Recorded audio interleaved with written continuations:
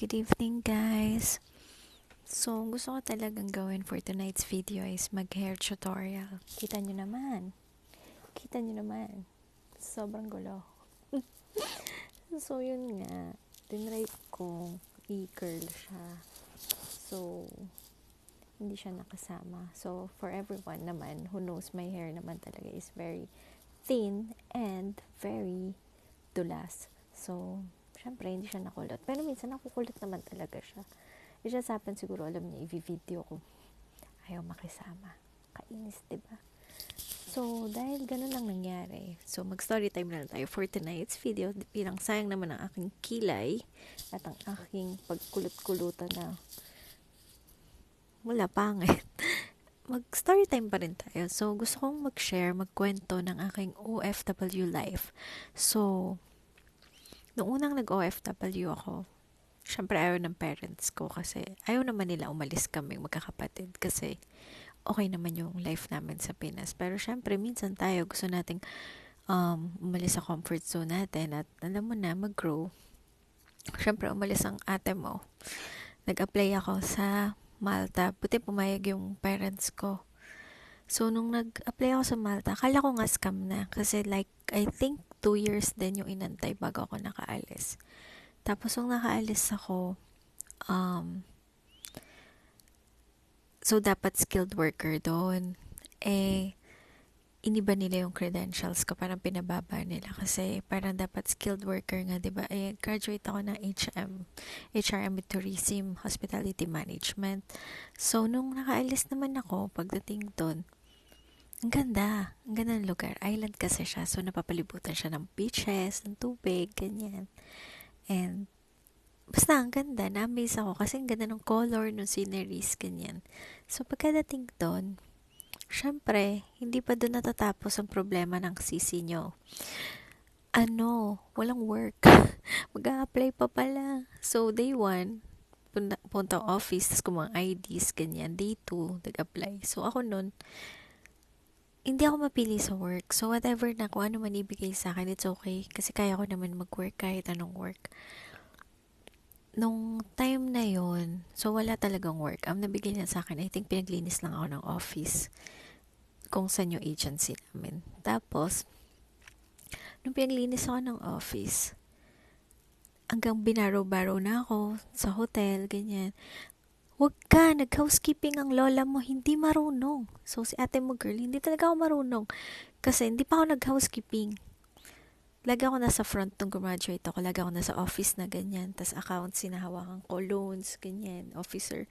Puro ganun, puro pera, ganyan. Tapos nung pagkadating ko doon, nag-housekeeping. Although may naturo, pero kasi it's been years nung graduate na ako, mga ate. Kamusta naman?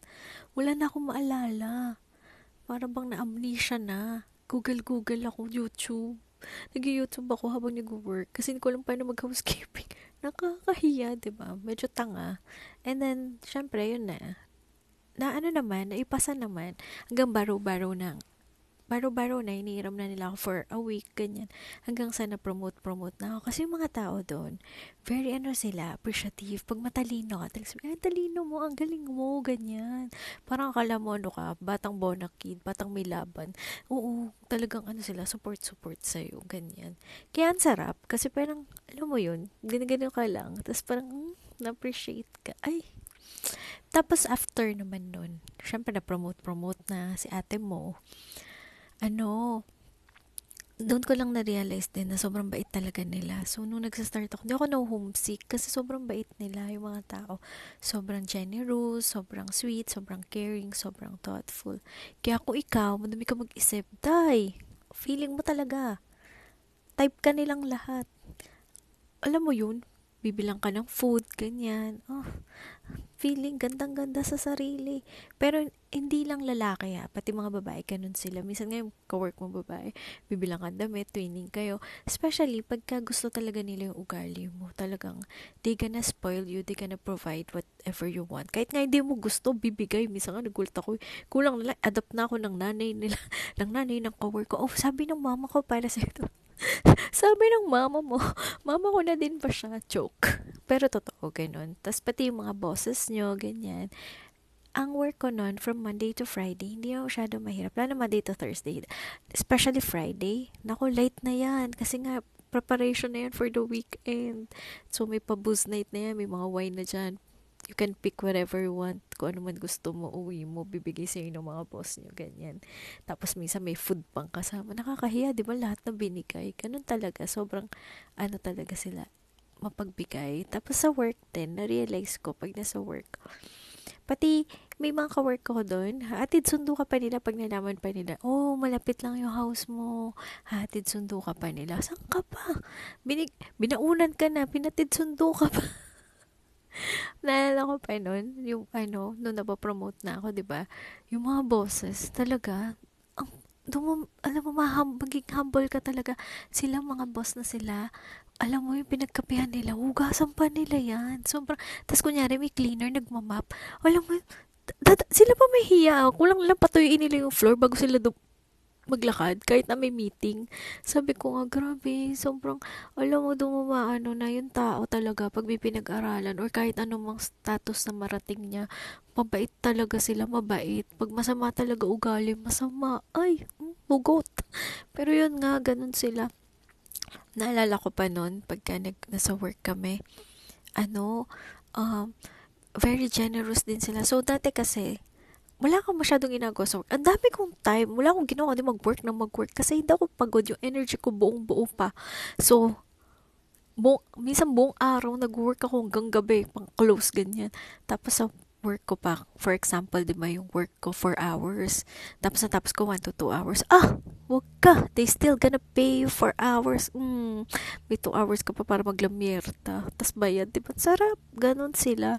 Kaya parang alam mo yun, hindi ka mas-stress, hindi ka masyado mababurn out. Mag-enjoy ka mag-work, ganyan. Tapos pag uwi mo, ang dami mo pang time. Tapos pagka doon pala, marami ding feast kasi maraming churches. So, parang every 1 to 2 weeks, may mga fireworks, ganyan.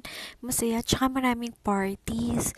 Kasi mahilig sila mag-party. And kaya marami rin churches. Catholic country kasi. Tapos, mahilig sila mag-parties. Tapos, very family-oriented sila. Lagi nila kasama yung family din nila. Ganyan. Minsan doon may mga, may mga concert, mga MTV Asia, ganyan. Free. May mga free concerts doon. Tapos,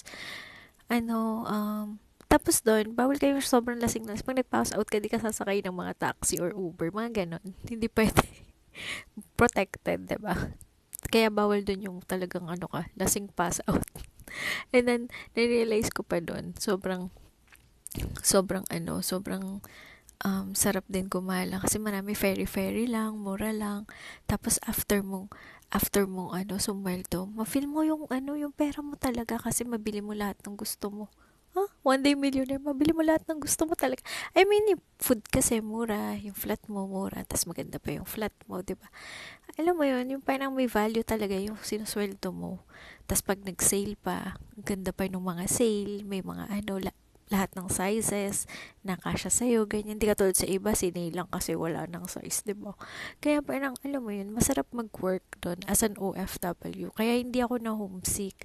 Wala pa naman ako relatives na nandun ako. Kasi they're, nasa Italy or nasa ibang part ng Europe na kailangan pa mag-plane. Pero, like, overall, nag-enjoy talaga ako ng stay ko doon. Bitin pa. Kung hindi lang nag-pandemic, siguro, babalik pa rin naman ako doon to work. And kung hindi na nagkaroon ng mga complicated issues in life. Pero, overall, all I can say sa Malta, it's 10/10. Ni-rate. Yun lang. Good night.